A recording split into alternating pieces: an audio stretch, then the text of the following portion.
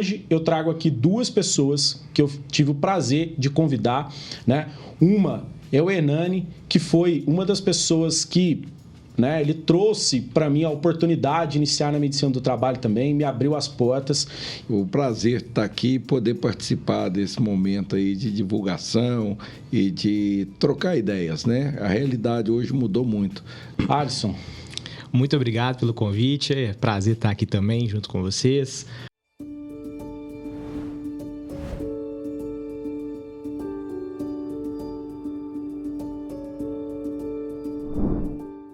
Você sabe daquilo que você está fazendo, a questão do médico assistente, a questão do relatório do médico assistente, né? Porque eu vejo muita gente travar quando o paciente traz um relatório do médico assistente justamente por conta disso, porque ele fala assim, nossa, mas é o médico assistente. Tá, mas você é o médico ali, né? Você tem autonomia diante... O poder de decisão é seu. O poder de decisão é do médico que vai assinar ali. Então, por mais, claro, é importantíssimo você avaliar o relatório do médico assistente, você entender a perspectiva do médico assistente, você entender a visão dele, porque ele tem um conhecimento muito maior do que o seu no âmbito da doença. Mas no âmbito do trabalho é você. Então, isso eu falo muito porque eu tenho a esposa que é especialista, né, que é dermatologista, eu tenho um irmão que é cardiologista, e o que a gente sempre discute é isso. O que a gente tem que avaliar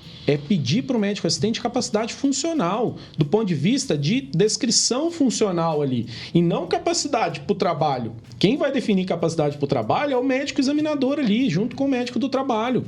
Até onde aquela doença vai interferir no trabalho ou não. E aí, a pessoa fala se está apto, o médico assistente dá um relatório ali e dá um apto ou inapto. Claro, eu vou levar aquilo ali em consideração, mas eu vou ter a minha perspectiva de analisar aquilo ali. Mas aí o que acontece? Muitos médicos examinadores não gostam de contestar o médico assistente porque ele desconhece aquela questão do processo patológico específico daquele trabalhador. Então, por exemplo, doença mental, ele traz lá um diagnóstico de CDF, um transtorno depressivo, um transtorno de ansiedade generalizada, e ele fala assim, opa, tá inapto realmente. Mas ele não fala assim, você fez um exame do estado mental? Você perguntou para ele ali? Você fez uma avaliação psicossocial? Você fez os direcionamentos para ele em relação aos transtornos mentais? Não, eu só fiz avaliação de exame físico. Fiz ausculta cardíaca, respiratória, fiz osteomuscular, mas ele não fez o exame de estado mental. Então, como você vai querer questionar um relatório de um psiquiatra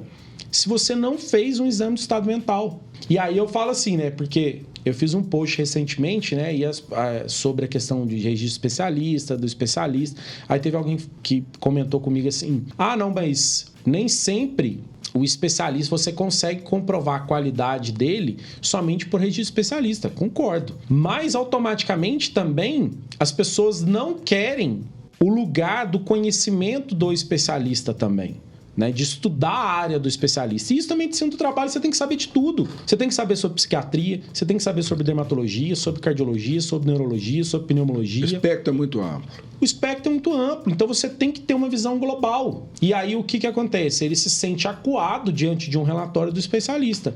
Mas a verdade não é isso que você tem que ter, né? Você tem que ter... Opa, peraí, o que ele está colocando aqui? Deixa eu avaliar, deixa eu verificar se realmente isso é condizente ou não.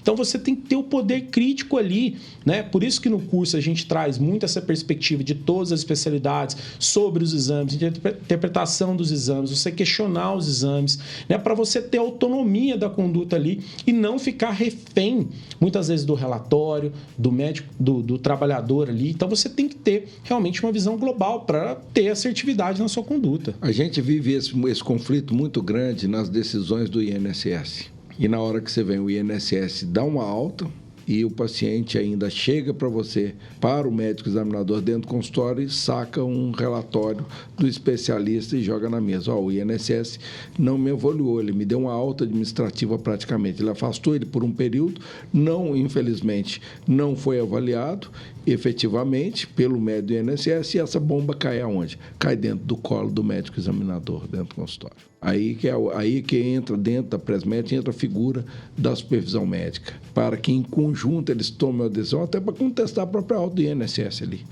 Esse cara precisa de mais um tempo ou não? Tá certo? Então, isso é muito importante. Esse conflito existe a todo momento. Nós temos uma estrutura hoje do INSS que você sabe, a decisão ela é mais administrativa do que efetivamente técnica, médica. Então, isso é um conflito permanente. Eu não sei, Alisson, como é que você vive isso lá dentro? Você vive dentro de um ambiente hospitalar onde a relação do seu colaborador diretamente com outras especialidades que tem amizades ali, que o cara acaba afastando a pessoa por uma situação até de amizade. Eu preciso de um atestado, quebra o galho aqui, me afasta. E aí, como é que você vive isso?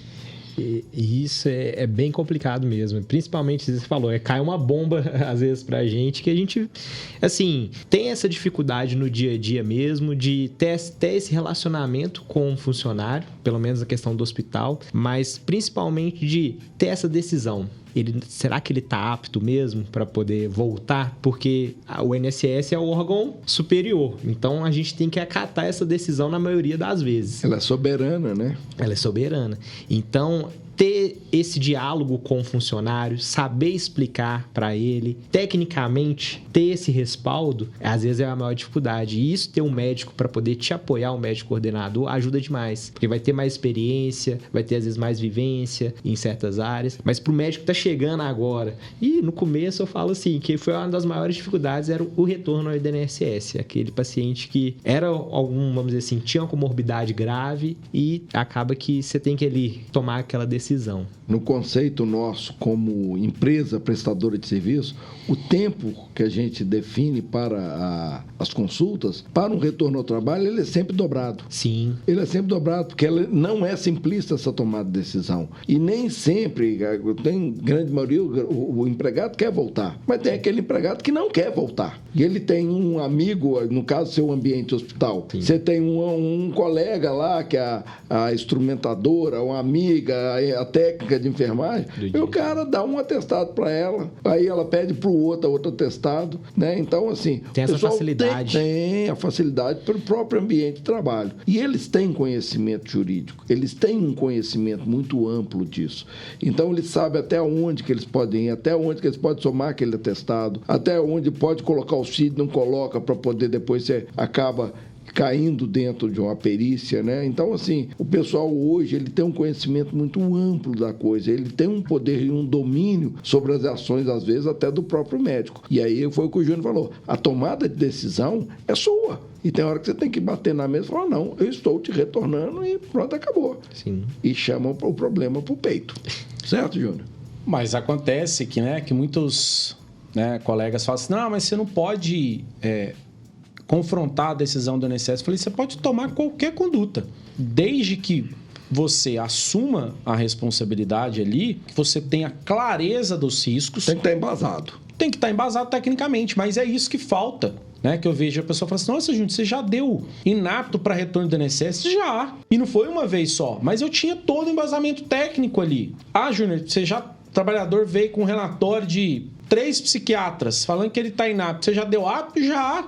Por quê? Porque eu tinha segurança na minha conduta ali. Então, é por isso que eu falo, o que falta, você tem embasamento técnico diante da sua conduta, você consegue, se você teve o questionamento do trabalhador, do advogado, da empresa, você consegue se respaldar tecnicamente, segue o barco, segue com a sua conduta. Por que as pessoas não fazem isso? Porque as pessoas não têm segurança na sua conduta. Esse que é o problema. As pessoas não sabem, não tem uma referência. As pessoas não falam assim, por que você fez isso? Porque eu fiz que no item tal da RN7, no capítulo tal, do livro tal, porque eu fiz isso porque o exame estava assim, assim assado, eu pedi uma avaliação, deu isso, o exame estava alterado por conta disso, e eu conduzi dessa forma. É isso que falta hoje, esse conhecimento técnico, essa segurança técnica para os médicos examinadores ali, ou pro médico do trabalho. Então não existe receita de bolo, não existe, e aí, geralmente, Júnior, você faz o quê? Exame você conduz apto? Não sei. Contexto, Por isso que eu sempre falo, quando chega para discutir caso, a pessoa fala assim, fulano de tal, tantos anos, função X, tem o diagnóstico X, é apto ou inapto? Peraí, qual que é o contexto? Qual que é a empresa? Então, você tem uma série de perguntas para você fazer antes de uma resposta direta. A subjetividade do próprio paciente é muito grande. Ele não é o mesmo paciente, são pessoas diferentes. Então, não é a mesma coisa, né? E aí que eu te falei, vou repetir. Na hora que a pessoa faz o curso, você dá uma maturidade para eles muito grande. E você abre uma coisa que é muito interessante. Discussão de caso com seu aluno e seu ex-aluno. Isso traz uma proximidade, isso amplia demais a assertividade na tomada de decisão e dá mais segurança ao seu profissional, ao seu colega de trabalho. O curso hoje, além da formação que você traz essa graduação e esse conhecimento, você abre uma porta a mais, que é a troca de informação, é a maturidade da coisa. Isso aí eu acho que é um grande diferencial seu nesse ponto aí. Esse nível de relação que você não está ali para vender um serviço, você está ali para ganhar experiência e trocar experiência. Isso aí não tem valor. Isso é muito amplo. E isso, a questão do curso foi justamente isso, né? Foi essa questão do fato de eu ver a realidade de muitos colegas médicos examinadores que estavam começando ali, passar as mesmas coisas que eu passei. Então eu falei, acho que eu posso ajudar. Então, assim, eu já tenho a estrutura, né, a questão da didática do curso, então eu vou ali ajudar esse médico examinador. E muitos médicos do trabalho não querem que o médico examinador seja independente. Por que ele não quer? Porque ele quer que o médico examinador seja o replicador das suas condutas. Eu já vi várias vezes colegas falando assim, porque o médico examinador mandou eu fazer isso aqui. Não, ele não manda nada fazer isso. Você pode discutir a conduta com o médico examinador e vocês chegarem num denominador comum. Você falar, eu acho que isso aqui, vamos restringir 15 dias, a gente reavalia em 30, eu acho melhor, então vamos pedir uma avaliação, beleza, a gente chegar num denominador comum. Mas um médico do trabalho falar para você, faz isso e você discordar e você seguir porque ele é o médico coordenador, isso tá no Código de Ética Médica. Você não pode ser cerceado pelo seu direito técnico ali da sua conduta. Por quê? Porque a responsabilidade é pessoal e intransferível. Assim como a clínica, assim como a empresa não pode chegar para o médico e falar assim, conduz como apto, conduz como inapto, restringe para isso ou restringe para aquilo. Então o médico tem que ter essa consciência que ele tem a responsabilidade do seu ato, que é importante ele discutir com o médico coordenador, mas eles têm que chegar num denominador comum e não ser uma decisão unilateral, né, que o médico do trabalho vai impor o médico examinador. Então, por isso que eu sempre trago isso para os alunos, assim, você tem que ter autonomia, você tem que trazer a sua visão, você tem que ter a perspectiva. Além do que, você que está vendo o trabalhador. É o que eu falo para meus médicos examinadores, falo, como que ele está? Como que você está vendo ele? Como que estão os exames? Você já avaliou ele de novo? É a primeira vez, não é? Qual que é a sua perspectiva aí como médico examinador? E aí sim ele conduzir. Mas ninguém toma decisão sem ter o conhecimento. Então a formação é muito importante. A tomada de decisão é a consequência de um conhecimento. Então ela é uma cadeia. Você só consegue tomar uma decisão assertiva a partir do momento que você tem um conhecimento e um embasamento para isso. E nisso aí o curso ele faz um diferencial muito grande. E eu te falo por prática e vivência dentro da Presmed. O profissional seu que passou pelo curso, cara, ele se torna outro profissional atrás da mesa. Ele torna uma pessoa, como você falou, independente. Ele tem a certeza do que ele está fazendo. E isso, para nós, como empresa, cara, isso faz um diferencial e agrega um valor perante ao nosso cliente, que você não tem dimensão disso. Você não tem. Eu te falo como empresário.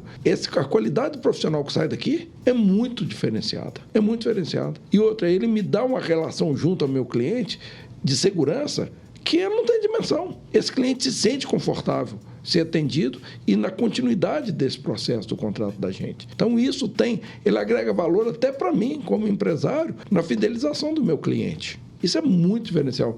Eu estou querendo te mostrar, além da decisão médica, o que isso reflete nas relações comerciais. É muito forte a coisa. E, consequentemente, você vai valorizar o profissional também. Com toda certeza. Esse cara é um cara diferenciado dentro da minha estrutura. Ele vai ter um crescimento dentro da minha estrutura. Ele está agregando valor para a minha estrutura. Ele tem que sofrer consequências dessa valorização que ele está me dando. Então, ele vai ser valorizado também. É isso. Pessoal, agradeço. Acho que esse foi um bate-papo com dois lados diferentes, né? O Hernani, que é uma referência nessa questão de prestação de serviços de saúde e segurança, né, que tem anos, né, que foi uma pessoa que abriu as portas para mim, e ter o Alisson aqui que está iniciando na carreira também. Então, acho que esse que era o meu objetivo aqui com vocês, trazer essa visão, trazer essa questão de mercado, de realidade, trazer discussões. Esse que é o nosso objetivo. A gente vai trazer outras pessoas para a gente discutir novas realidades e trazer a medicina do trabalho mais acessível, né, a boa medicina do trabalho para todo mundo, para que a gente possa melhorar, trazer uma realidade diferente para os médicos examinadores, para os médicos do trabalho, para os donos das clínicas, né, para os representantes das empresas e também para os trabalhadores. Então, agradeço você que ficou com a gente até agora, de coração, e espero você no nosso próximo episódio. Forte abraço.